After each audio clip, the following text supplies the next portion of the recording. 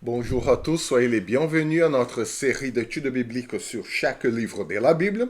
Et dans cette vidéo, dans cette étude biblique, nous allons continuer à étudier le livre du prophète Amos. Nous avons déjà vu dans la vidéo précédente, dans l'étude biblique précédente, certains aspects historiques de l'époque du prophète Amos. Il a vécu dans la même période du prophète Ésaïe, du prophète Michée, du prophète Osée. Il a été le premier prophète à écrire ses oracles. Et aujourd'hui, à partir de cette vidéo, de cette étude biblique, nous allons faire un survol sur tout le texte du prophète Amos. Donc, je vous mets notre tableau blanc. Voilà la vue d'ensemble du prophète Amos. Hein? Il va tout d'abord présenter le sujet dans les deux premiers versets. Juste après, jusqu'au chapitre 2, il va faire un tour de rôle. Hein? Il va faire le tour des nations qui existaient autour d'Israël et de Juda pour présenter ses oracles contre toutes ces nations. Et nous allons remarquer des choses très intéressantes. Hein? Du coup, il fait de petits oracles sur Damas, Gaza, Tyr, Edom, Ammon, Moab, Juda, Israël. Et une fois qu'il aura touché, qu'il aura visé Israël, il ne s'arrête plus. Et là, jusqu'à la fin du livre, il va parler d'Israël. Hein? Tout le reste, pratiquement, du livre d'Amos tournera autour d'Israël. Les oracles de jugement contre Israël, les visions de jugement d'Israël. Il y aura 5 visions et il va finir justement par la promesse de restauration. Voilà la prophétie classique. Étant donné que Amos a été le premier prophète à enregistrer ces oracles, parce qu'il est venu avant tous les autres prophètes, il a été le premier à écrire ces oracles. Disons qu'il a inauguré une façon de faire. Hein? Il a inauguré toute une méthodologie, on peut dire. Hein? Bien évidemment, ce n'est pas dans le même sens que nous comprenons aujourd'hui. Mais cette méthodologie prophétique, elle inclut le jugement de toutes les nations autour d'Israël et Juda, c'est-à-dire que à partir de Juda ou Israël, les prophètes, hein, nous avons constaté que le prophète Ésaïe fait la même chose. Hein? Sauf que Ésaïe était basé sur Jérusalem, le royaume du sud, et il fait un tour de toutes les nations autour de Juda, hein, contre ces nations. Sauf qu'Amos vient avant Ésaïe, et c'est Amos qui a été le premier prophète à faire ça. Hein? Nous ne voyons aucun prophète avant qui a fait ce genre de choses. Donc, tout d'abord, il va parler contre les nations autour, y compris Juda et Israël, et juste après, il va se concentrer sur le peuple de Dieu. Hein? Même si les prophètes, hein, en commençant par Amos, ils vont parler contre les nations, toutes les nations, hein, les prophètes ne font pas de distinction. Hein? Évidemment, quand on parle de toutes les nations, on parle de toutes les nations qui avaient un rapport avec Juda et Israël. Hein? Il ne va pas parler de l'Amérique, il ne va pas parler de l'Asie, de l'Océanie. OK? Même l'Égypte ne rentre pas dans cette liste. Cela veut dire c'est vraiment focalisé sur le Moyen-Orient, cette région-là. OK? Et juste après, Amos se focalise, il va se centrer sur le peuple de Dieu, tout comme le prophète Ésaïe après. Même s'il fait un tour de rôle, hein, autour de nations, chaque nation a son propre jugement et tout, mais juste après, Ésaïe va se focaliser sur le peuple de Dieu, Israël et Juda. Donc, mais c'est Amos qui va inaugurer cette méthodologie contre toutes les nations autour, y compris le peuple de Dieu. Après, il y aura des oracles de jugement. Hein. Ces oracles de jugement sont composés par une accusation. Et dans le cas du prophète Amos, il va diluer, il va partager ses accusations entre les chapitres. Il y aura la menace, il y aura une menace, il va se passer quelque chose. La conception du jour du Seigneur, c'est-à-dire, c'est quoi le jour du Seigneur? Le jour de l'intervention de Dieu. Ok? Après, il y aura des visions, toujours dans le sens du jugement, jugement, jugement. Et les prophètes, et Amos est le premier à le faire, il y a aussi la promesse de restauration. C'est-à-dire que dans cette méthodologie prophétique, il y a toujours l'accusation claire de ce qui s'est passé. Vous avez fait. Vous avez fait ça, ça et ça. Du coup, il y aura tel et tel jugement.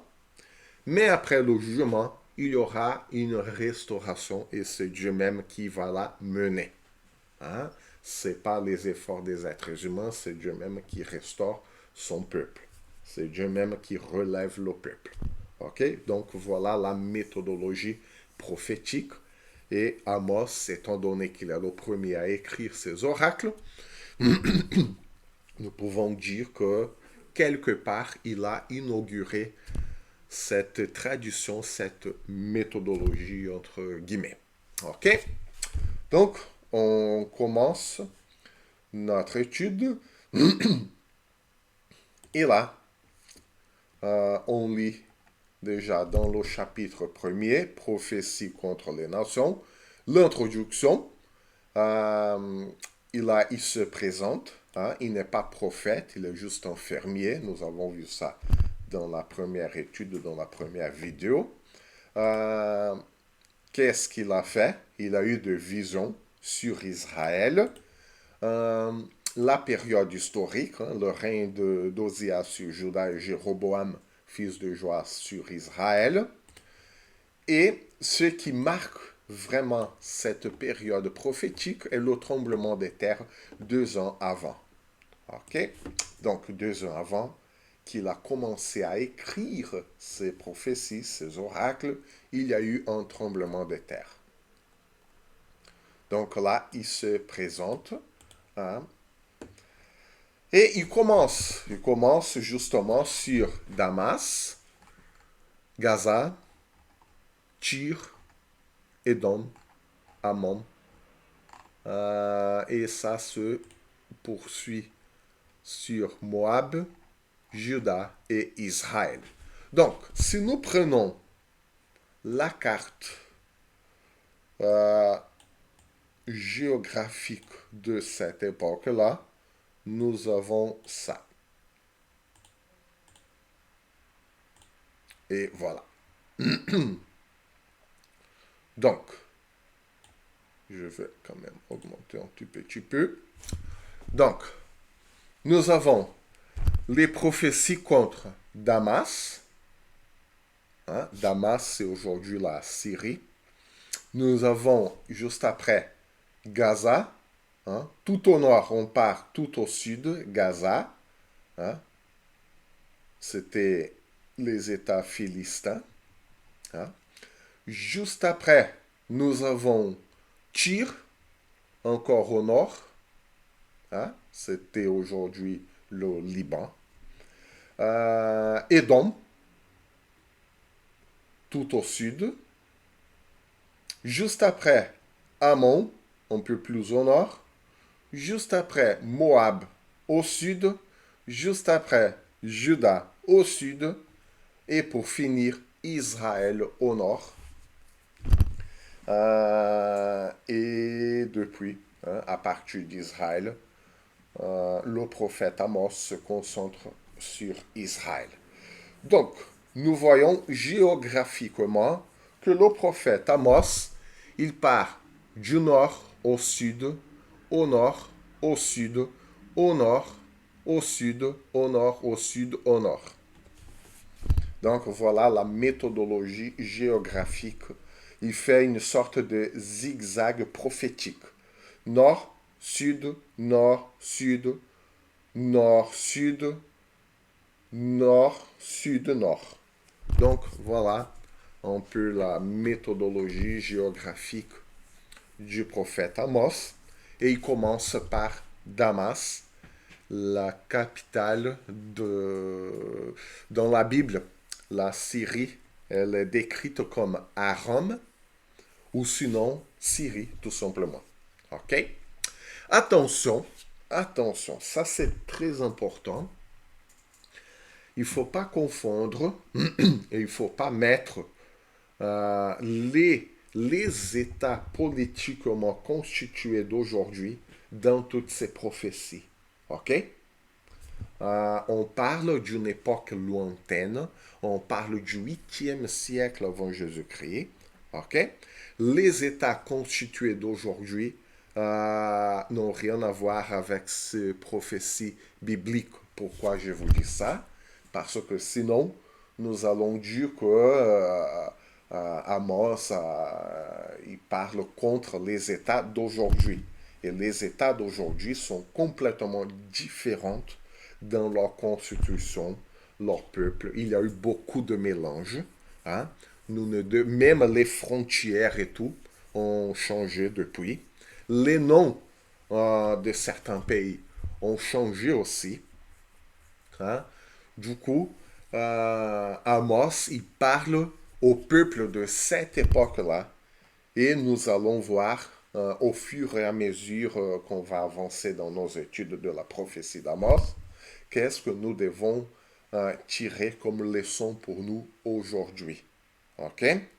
Donc, Amos n'a pas prophétisé ce qui se passe aujourd'hui au Moyen-Orient. OK?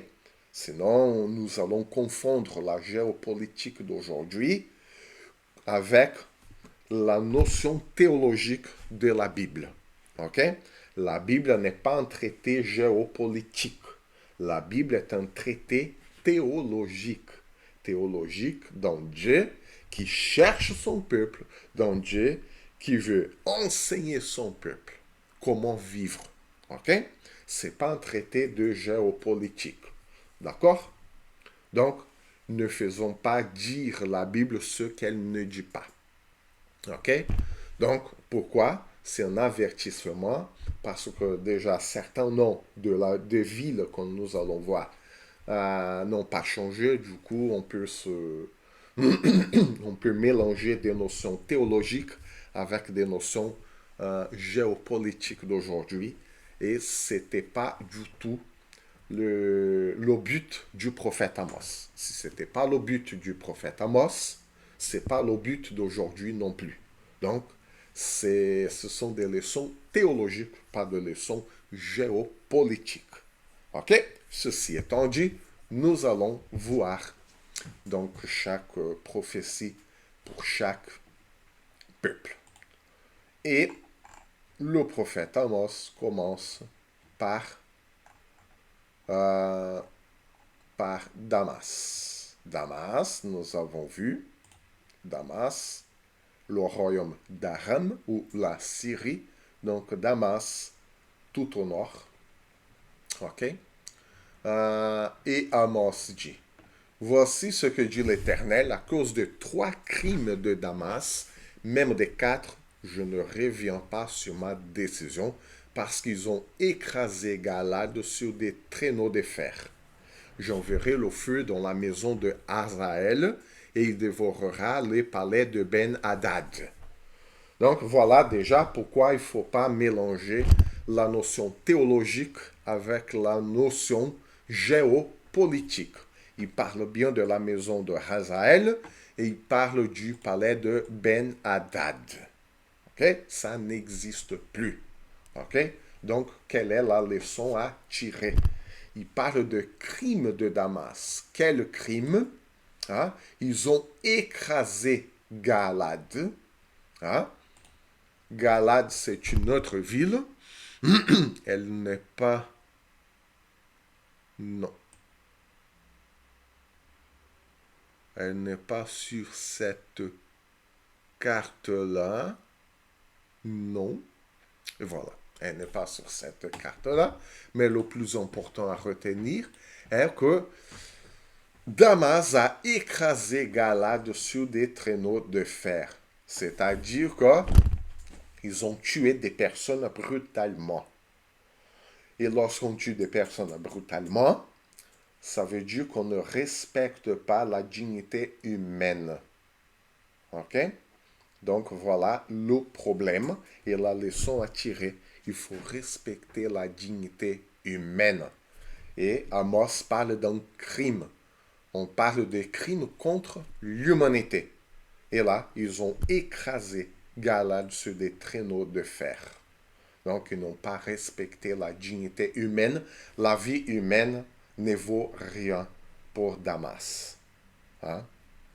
Du coup, ce qu'Amos veut dire, ce qu'Amos veut transmettre comme leçon, il faut respecter la dignité humaine. Et je briserai les verrous de Damas, j'exterminerai de Bikat Aven les habitants de Beth Eden, c'est lui qui tient le sceptre, et le peuple de Syrie sera exilé à Kir, dit l'Éternel. Bon, voilà, c'est bien la Syrie. Donc, les habitants de Beth Eden, et c'est lui qui tient le sceptre, c'est-à-dire c'est lui qui tient le pouvoir. OK? Donc, à cette époque-là, ceux qui tenaient le pouvoir écrasaient les plus faibles. Bien évidemment, ça continue de se produire, mais partout dans le monde, hein, si on regarde la géopolitique d'aujourd'hui, même les nations qui ne sont pas en guerre, hein, ceux qui tiennent le pouvoir écrasent les plus pauvres. Et c'est ça la question.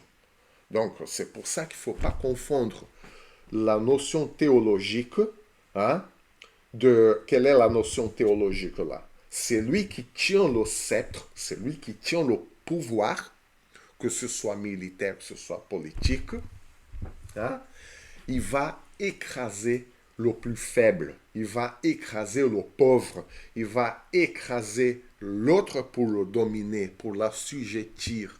Hein? Mais ça, c'est une notion qui dépasse la notion d'une guerre.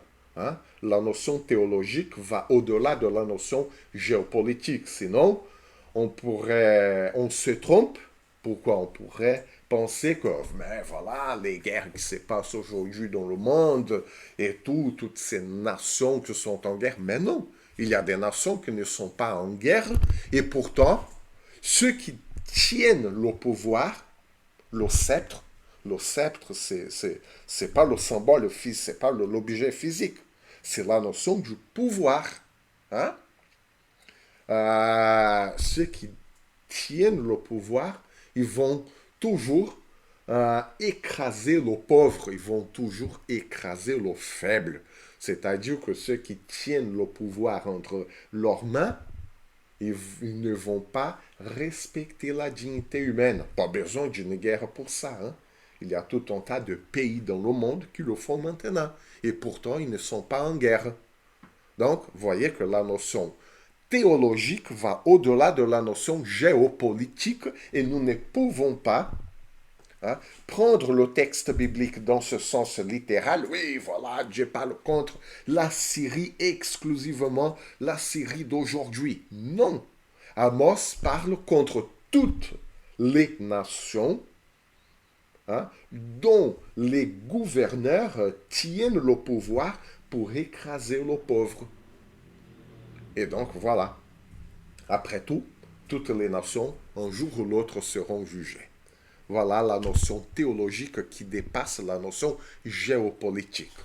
Juste après, Amos, il parle contre Gaza. Donc de Damas tout au nord, il va parler contre Gaza tout au sud. Et voici ce que dit l'Éternel, à cause de 3 crimes de Gaza, même 4, je ne reviens pas sur ma décision. C'est la même formule. En plus, Amos, il va inaugurer aussi cette méthodologie de toujours commencer à cause de X crimes de telle nation, même de X plus 1, nous allons voir cette notion littéraire dans nos études sur Amos, je ne reviens pas sur ma décision. OK? Parce qu'ils font une foule de prisonniers pour les livrer à Édom. Pardon, excusez-moi. Et là, ils parlent toujours des crimes de Gaza, comme des crimes de Damas, sauf que Gaza, ils ont fait une foule de prisonniers pour les livrer à Édom. Donc, si on revient sur notre carte, là, ils ont fait une foule de prisonniers là pour les livrer à Édom.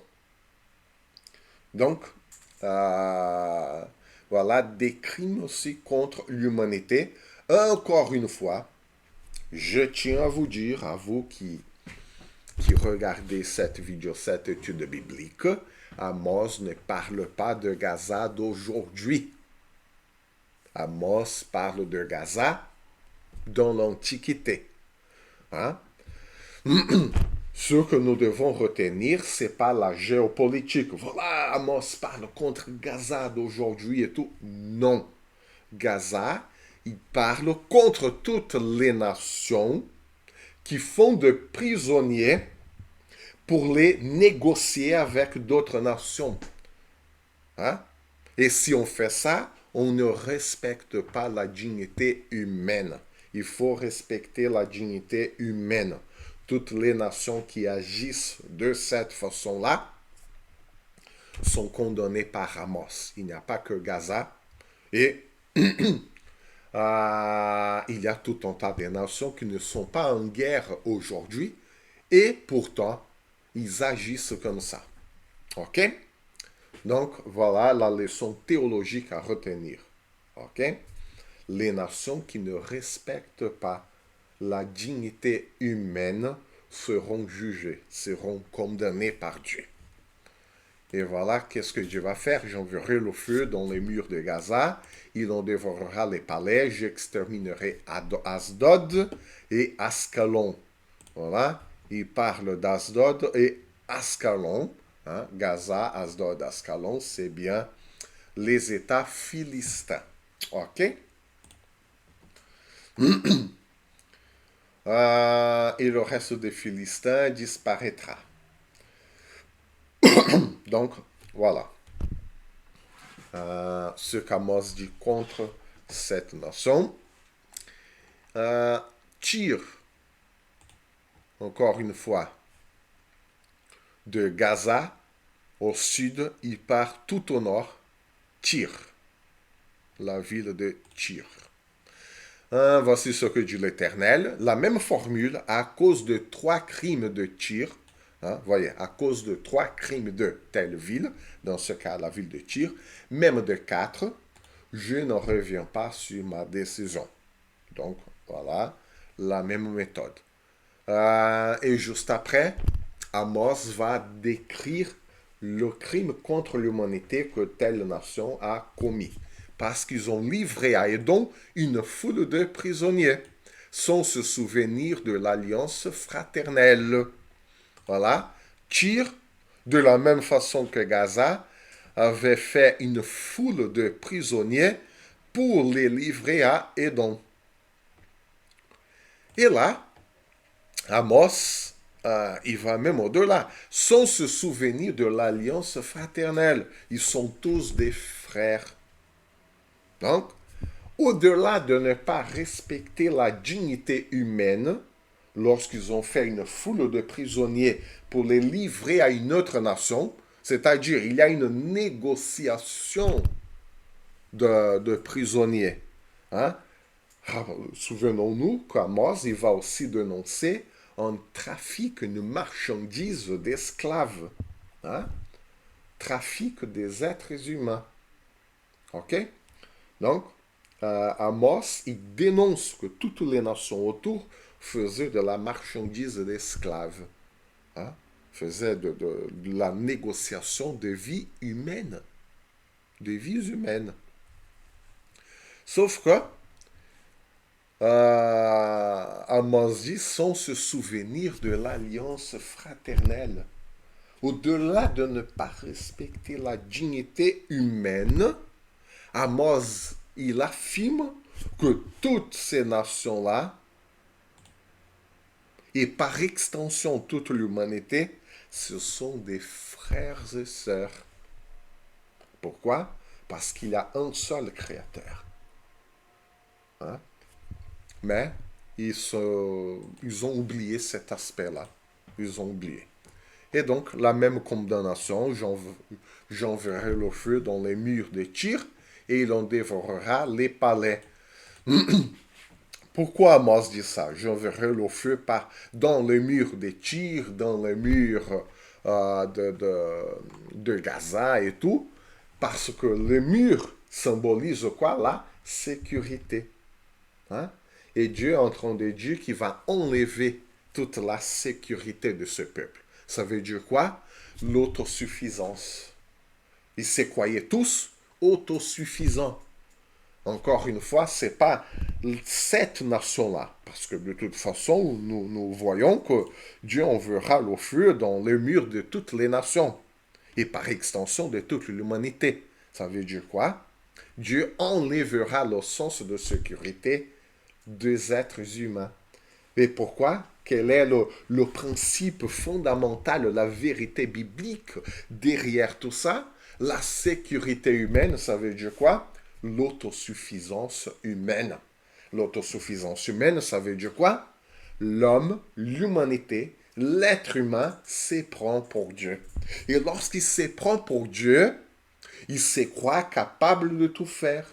Il se croit capable de tout faire, ça veut dire il pense avoir le pouvoir sur la vie et sur la mort. C'est pour ça que toutes ces nations, et par extension toute l'humanité, parce qu'au fur et à mesure que l'histoire se développe, que l'histoire avance, nous avons vu, hein, il n'y a pas que ces nations-là qui ont fait de la marchandise des êtres humains.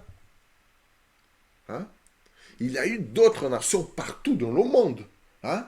Dans les Amériques, dans l'Europe, en Afrique, en Asie, toutes les nations du monde, pendant toute l'histoire de l'humanité, ont fait de ses frères et sœurs des esclaves, ont vendu des vies humaines. Voilà l'histoire de l'humanité. C'est pour ça que j'insiste à vous dire, j'insiste là-dessus, il ne faut pas prendre les paroles d'Amos au sens littéral. Oui, Amos ne fait que condamner Tyr, Édom, la Syrie, le Liban, Israël, Juda, Gaza. Non, non, ça va au-delà. Amos, il condamne toutes les nations au cours de l'histoire qui un jour n'ont pas respecté la dignité humaine, qui un jour n'ont pas ne se sont pas rendus compte que nous sommes tous des frères et sœurs créés par le même Dieu. Ils ont vendu des vies humaines. Ils ont fait de la marchandise d'esclaves. Voilà ce qu'Amos condamne. Et en plus de ça, on va au-delà de l'acte de la marchandise en soi. Pourquoi? Parce que si quelqu'un se croit capable de faire ça, hein, cela veut dire qu'il a pris la place de Dieu, qui a le pouvoir de la vie et de la mort, hein, pour vendre des vies humaines. Et voilà le péché originel, à mon avis, hein, le péché originel, c'est-à-dire le péché qui habite chaque être humain dans l'humanité pendant toute l'histoire. Peu importe si on parle du 8e siècle avant Jésus-Christ, peu importe si on parle du Moyen Âge, peu importe si on parle d'aujourd'hui, tous les êtres humains sont potentiellement pris par le désir, par la volonté de prendre la place de Dieu. Et voilà le péché originel. Nous portons, nous tous, ce désir d'être Dieu, de tout contrôler, d'assujettir les autres à notre propre volonté. Hein? Et au cours de l'histoire, nous avons vu, hein, parfois, l'opprimé, il devient l'oppresseur. Pourquoi? Parce que tous les êtres humains portent en soi ce désir de tout contrôler, le désir de contrôler les autres, le désir d'assujettir les autres. Vous voyez pourquoi la notion théologique va au-delà de la géopolitique. Hein? Et lorsque Amos dit le feu, j'enverrai le feu dans les murs de Tyr, hein, le Seigneur enverra le feu dans les murs de Tyr, Dieu enlèvera le sens de sécurité des nations, des êtres humains. Hein? Dieu, il va révéler qui l'être humain est vraiment. Un être qui a peur des autres, un être fragile. Et c'est pour ça qu'il bâtit des murs. Il en dévorera le palais, ça veut dire le symbole de la puissance. Dieu enlèvera la sécurité des êtres humains, Dieu enlèvera la puissance des êtres humains. Pourquoi? Dieu veut montrer à l'être humain qui il est vraiment. Un être fragile, un être qui a besoin de restaurer sa relation avec Dieu le Créateur. Et ça va au-delà de la géopolitique d'aujourd'hui. Ça concerne tous les êtres humains. Ça ne concerne pas que certaines nations au Moyen-Orient. Parce qu'Amos, il ne parlait de ceux qu'il voyait, des nations qu'il connaissait.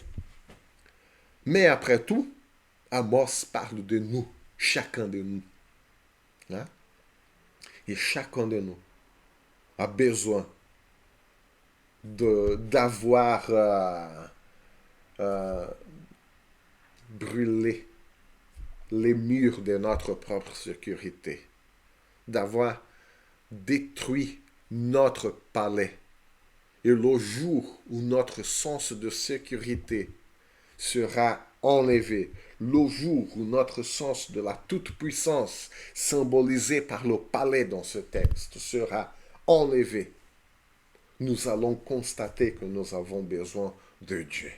Nous avons besoin de la rédemption qu'il nous offre.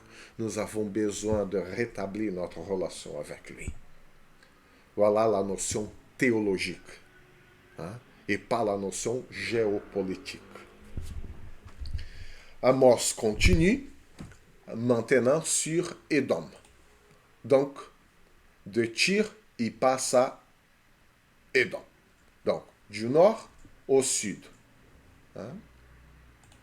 Donc, il fait un zigzag.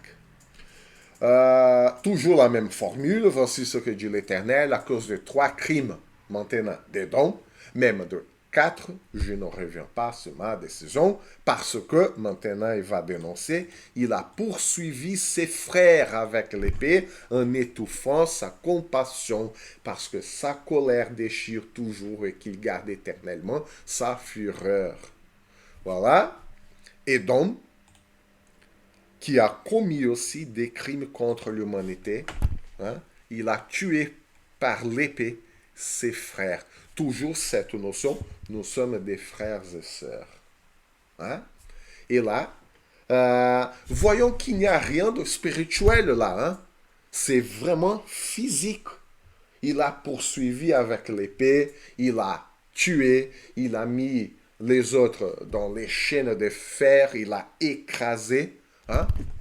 C'est pas une notion spirituelle. Hein?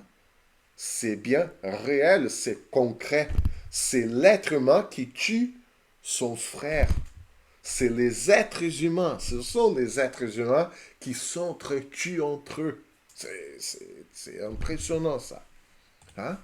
Et pourquoi? Il étouffe sa compassion et sa colère déchire toujours. Il garde éternellement sa fureur. L'être humain est quelqu'un qui garde une fureur en lui contre l'autre. Est quelqu'un qui n'hésite pas à montrer sa colère. Même dans notre société d'aujourd'hui, pourtant nous ne sommes pas en guerre. Hein? Il suffit de quelqu'un qui nous fait la queue de poisson dans la circulation, on ne garde pas notre colère en nous. Hein? Hein? On manque de compassion. Voilà, l'être humain dans toute sa splendeur contre son prochain. Hein? Donc, il enverra le feu dans tes mains et il dévorera les palais de Botsra. Voilà, toujours, il dévorera le palais, c'est-à-dire le palais qui représente le centre du pouvoir. Hein? Dieu enlève la puissance humaine. Chaque fois qu'on déverse notre colère sur l'autre, un jour Dieu enlèvera cette prétendue toute puissance humaine. Maintenant, il parle d'Amon. Donc, du sud, il va vers le nord.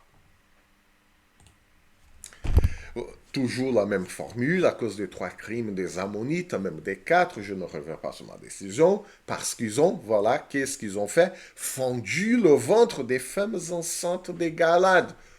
Encore Galades. Et les Ammonites ont tué des femmes enceintes. Toujours des crimes contre l'humanité. Toujours la colère contre l'autre. Toujours le manque de compassion afin d'agrandir leur territoire. Voilà, Amos laisse bien au clair que tout ce que l'être humain fait contre l'autre, c'est dans le sens d'agrandir leur territoire, d'agrandir leur influence, de gagner plus de puissance. Et pour avoir plus de puissance, plus de territoire, plus d'argent, plus d'influence, l'être humain n'hésite pas à tuer l'autre, n'hésite pas à déverser sur l'autre sa colère, au point même de fendre le ventre des femmes enceintes. Et l'autre, ils ont poursuivi les frères avec l'épée. Ils n'ont pas montré la compassion. Ici, la même chose.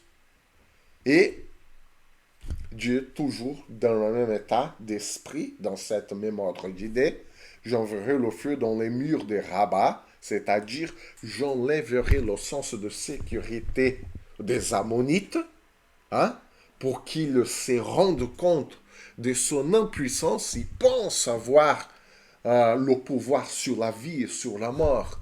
Ils pensent avoir la toute-puissance comme toutes les autres nations. La seule chose qui change, c'est la méthode, c'est le crime. Mais tous ont commis des crimes contre l'humanité, contre des autres êtres humains. Aucune nation n'a respecté la dignité humaine. Voilà l'être humain dans son état naturel. Hein? Et même d'autres philosophes, hein, ils ont dit que l'homme dans son état naturel, il est le loup de l'autre être humain. Hein. L'être humain dans son état de nature, il ne respecte pas la dignité de l'autre. La moindre chose va ébranler les relations humaines. Et Amos le montre clairement. Sauf qu'Amos, il ne mâche pas ses mots. Il va dire, va décrire littéralement les crimes. Mais il n'y a pas que ces nations-là. Toutes les nations, au fur et à mesure de l'histoire, au cours de l'histoire, ont commis des crimes contre l'humanité. Aucune nation n'a jamais respecté. Si aujourd'hui on a plus ou moins une notion de la dignité humaine, mais, et pourtant, ça continue de se produire partout dans le monde. Hein?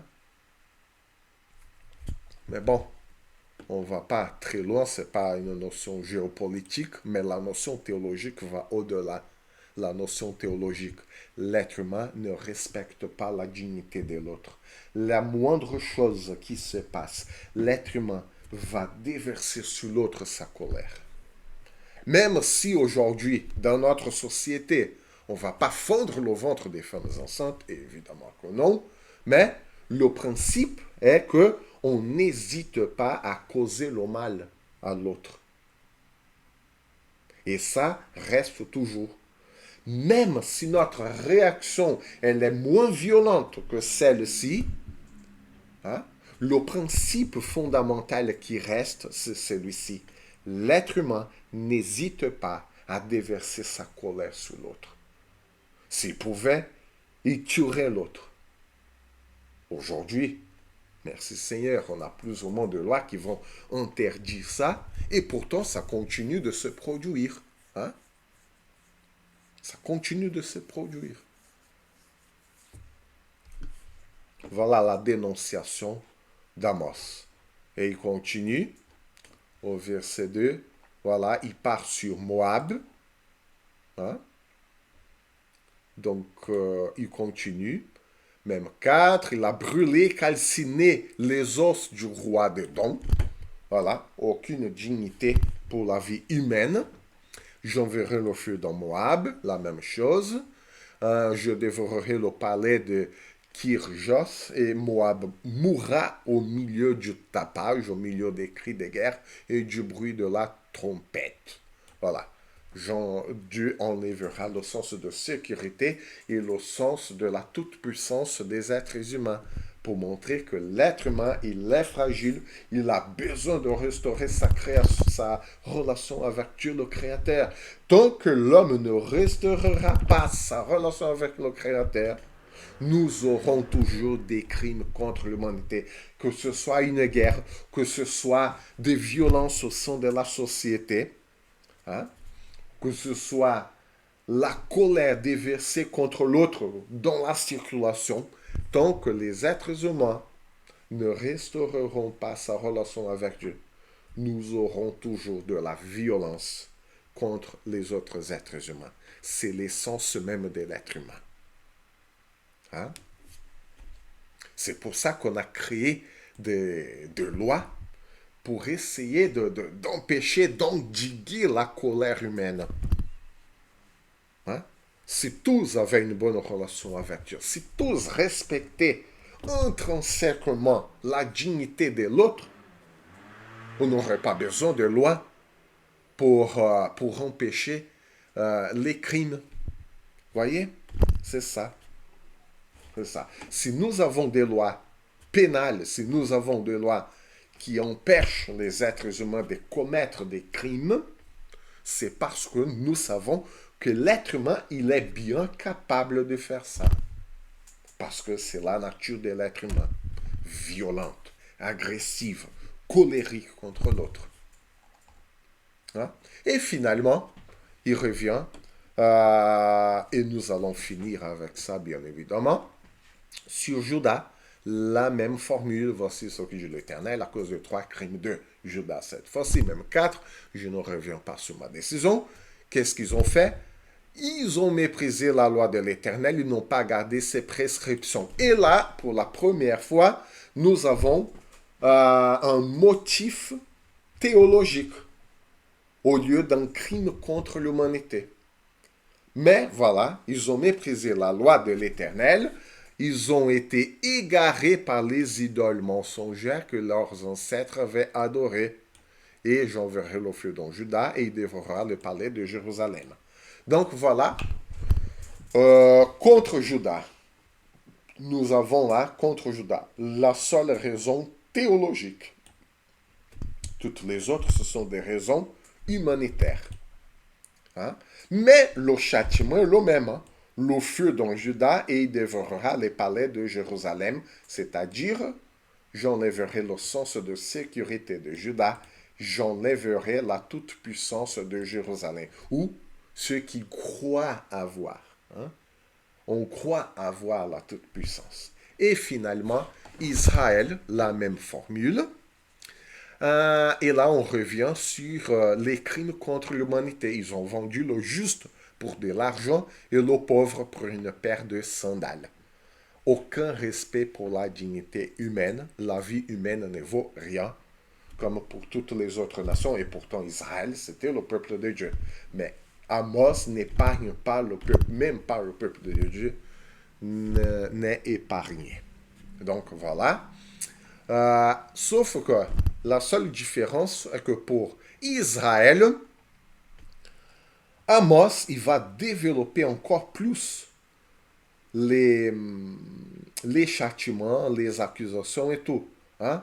Pour toutes les autres nations, Amos, il ne dépense que 2 ou 3 versets, alors que pour Israël, il va il va prendre 10-11 versets pour mentionner les crimes les crimes d'Israël contre l'humanité. Hein? C'est quand même symbolique. Toutes les autres nations, il fait des courtes phrases. Vous avez fait ça. Du coup, j'enlèverai votre sens de sécurité et votre sens de la toute-puissance. Alors que pour Judas, c'est la seule raison théologique. Et pour Israël, il revient sur les crimes contre l'humanité, mais au lieu de décrire les crimes en 2-3 versets, Amos en prendra 10, même 11 versets pour en parler. Du coup, c'est beaucoup plus développé. Ok, on s'arrête là pour aujourd'hui. J'espère que vous avez compris cette différence entre une notion géopolitique et la notion théologique que le prophète Amos veut nous transmettre. Et dans la prochaine vidéo, dans la prochaine étude biblique, nous allons continuer à faire ce survol sur le texte du prophète Amos. Donc, que le Seigneur vous bénisse, que le Seigneur vous garde.